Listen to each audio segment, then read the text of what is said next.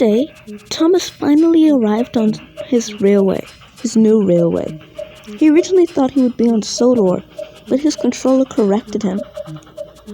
"Excuse me," he saw an engine coming. "Excuse me, could you point me to the station?" The engine that was passing by was going very fast. "Save yourself! Save the passengers!" he yelled, as he ran straight by Thomas. Thomas was very confused. "So I keep going forward then?" But the engine already disappeared. Then an explosion sounded out. Small red engine raced straight for Thomas. "Help! Save yourself!" Oof!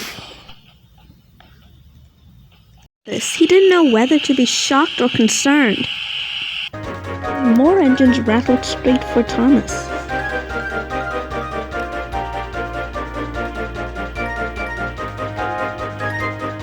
"Do hurry up," said one of the tank engines, "or we'll be blasted to smithereens." "I don't get it. What's happening?" asked Thomas. "Wake up and smell the smoke," answered the red engine. "It's the World War. We have to hurry and go to the dock so we can hop on a ship and get out of this place before it burns down into a smoky giant hole in the ground." "You still don't get what's happening. You'll understand when you're alive and you survive this war." "World War? What do you mean, World War?" "I don't know exactly, but I do know that some men made a deal with these other men, and they didn't really keep their end of the deal. That's all I know. First, men should really apologize." "Oh, but men have a really big ego, and they don't like to admit that they're right. No, I mean, that they're not wrong. They try to make it seem like it's the other person's fault when they know it's their own fault. So I don't see any chances of them apologizing to each other and giving it a big bear hug." It is a world war. It's basically when two people are so stupid and can't work out their differences, so they decide to take it out on the world, I think. "Oh, whatever happened to morality? Why don't they just give each other one big bear hug?" "Little tank engine, I'm not sure. Maybe one person thought they were better than the other, and the other person didn't like that, so they started a war. I don't know." The engines fussed into the docks.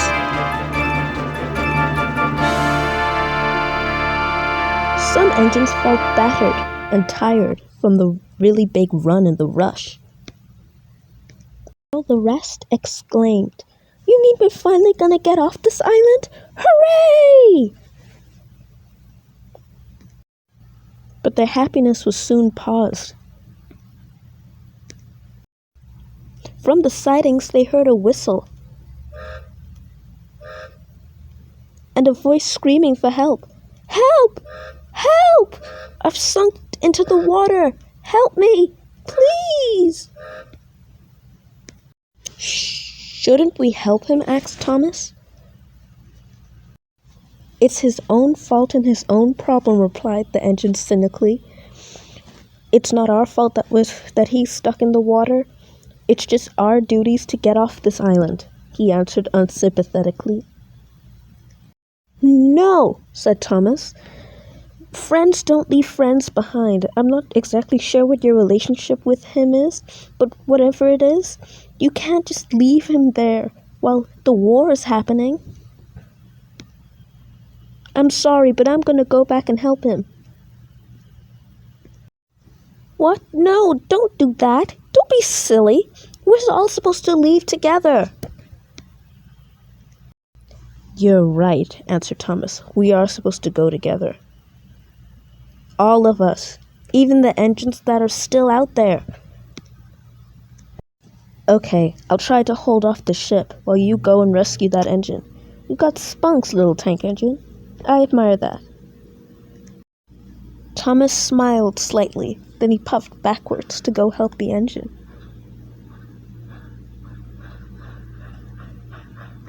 So Thomas raced back to go see who the engine was that was in trouble.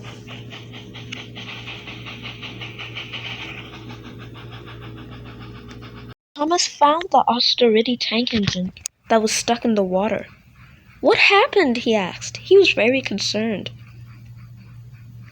I fell in the water, answered the engine in a slightly rude way. It was a mix between rude and sarcastic. How did you fall in? Asked Thomas. Well, duh. It was the World War. I got super scared. Didn't see where I was going. Switched onto the wrong track and went in here. My driver and fireman cowardly ran away, leaving me here. That's my. That's horrible.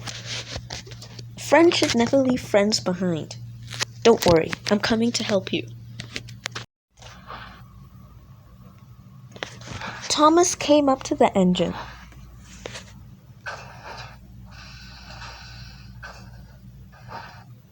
Be careful, said the engine. My wheels are very rusty since I was in this water for like 20 minutes. Thomas heaved and he hauled. How are you pulling so easily? 30 years I spent. I'm kidding. 1 year I spent. I'm joking. 1 month I spent arranging coaches for the big engines, then pulling them away. You're as light as feathers to me. Soon the engine was free. He was shocked. You have a good spirit, tank engine. What's your name? My name's Thomas, but we don't have any time to waste. We have to head to the dock so we can hop on a ferry so the World War doesn't blow us up. Thomas fussed into the station. What?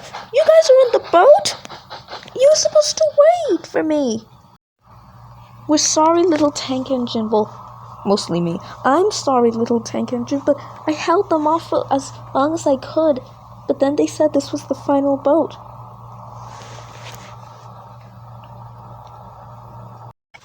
What about friends don't leave friends behind? Said Thomas. He began to cry. And said the green engine, he did want to help that derailed engine off. And he is our friend. You're right. What am I doing? Oh, driver, throw down the chain. The little red engine's fireman threw down a big, long chain. It was very, very long. I'm sorry, said the red engine, but it only has enough weight for one engine, or else it will snap. You should go, Thomas, said the Austerity tank engine. No, I'm not going to leave you. I saved you for a reason, said Thomas.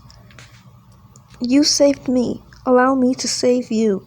I'll catch the next ferry. But what if another one doesn't come? Then that will be my problem. Thomas was all hitched up. Thomas was hooked up.